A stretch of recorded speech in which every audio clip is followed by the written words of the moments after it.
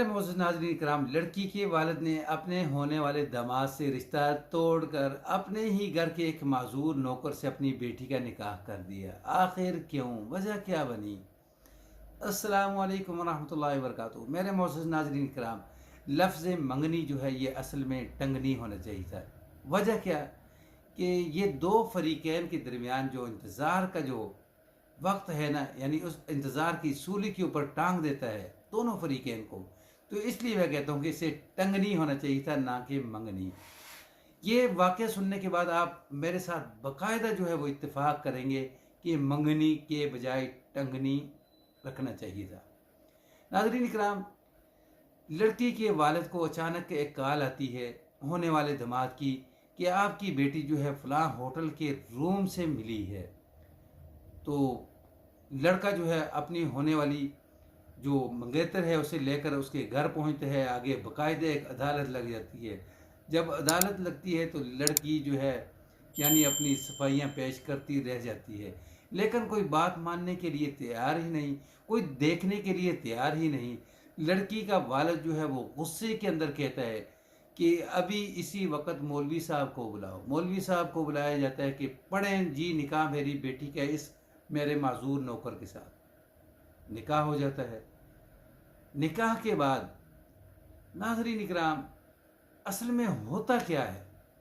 निकाह के बाद जब शादी की पहली रात होती है तो ये जो माजूर नौकर है वो कहता है कि बीबी साहिबा, मेरी मजबूरी थी, मुझे पता है कि मैं आपके काबिल तो नहीं, लेकिन मैं आपके लिए कुर्बानी दे सकता हूँ। क्या कुर्बानी? कि अगर आप कहें तो मैं अभी इसी वक्त आपको तलाक दे सकता हूँ, तो आप जहाँ मर्जी जाना चाहें जा सकती हैं। लेकिन लड़की कहती है नहीं। नाज़रीन कराम, शादी की पहली रात ही होती है कि ये जो इसका मंगेतर होता है ना, साबका मंगेतर, यानी उसके साथ एक दोस्त जो है वो बात करता है कि मैंने यानी आपके साथ यानी एक मजाक किया था, तो आपको पता चल गया था।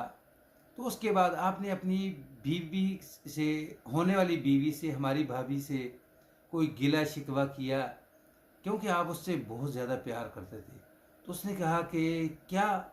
उसने कहा कि फ़लाँ होटल के अंदर जो आपकी बीवी गई थी, हमारी होने वाली भाभी, वो आपके ही मोबाइल से मैंने मैसेज किया था, मैंने लोकेशन भेजी थी उसी रूम की। तो फिर उसके बाद मैंने आपको बताया, तो आपने जाकर भाभी को वहाँ से रिसीव किया। तो उसके बाद क्या बना? क्या किया आपने? उसने कहा कि तेरा सत्यानाश हो, तेरा बेड़ा गर्क हो जाए, यानी अब सर से पानी गुजर चुका है। तो अब मुझे आप बता रहे हो, अच्छा इसके पीछे जो है वो सारी कहानी के पीछे तेरा हाथ था। तो उसने कहा कि यार हुआ क्या है? उसने कहा हुआ क्या है? जब मैं उसको वहाँ से होटल से लेकर गया उसके घर, तो आगे जो थे, जो मेरे मामू थे, वो बड़े गुस्से के अंदर थे। तो उन्होंने गुस्से के अंदर मौलवी साहब को बुलाया और घर के फलां जो नौकर था, जो माजूर था, उसके साथ मामू ने गुस्से के अंदर जो है वो निकाह कर दिया, उसके साथ रुखसत कर दिया। तो अब साहब का मंगेतर जो है वो भी सर के ऊपर हाथ रख के खड़ा है। वो दोस्त जो है वो भी अब सोचते हैं कि मैंने किया क्या है। नाजरीन, ये वक्ती छोटा सा मजाक यानी आपको लगता है, लेकिन किसी की ज़िंदगी जो है वो किस तरह जो है यही मजाक किस तरह जो है वो तबाह बर्बाद कर देता है। बाद में लड़की के वालिद को भी पता चलता है। लड़की कहती है कि उस वक्त मैं आप सबको कहती रही कि मेरा मोबाइल चेक कर लो, मेरा मोबाइल चेक कर लो, मैसेज भी मेरे होने वाले मंगेतर का आया है, लोकेशन भी उसी ने भेजी है, लेकिन आपने मेरा मोबाइल चेक करने के बजाय मुझे ही बुरा भला कहा, मुझे मेरे ऊपर ही इल्ज़ाम लगाया, किसी ने मेरी बात ही ना सुनी। तो मेरे पास क्या था?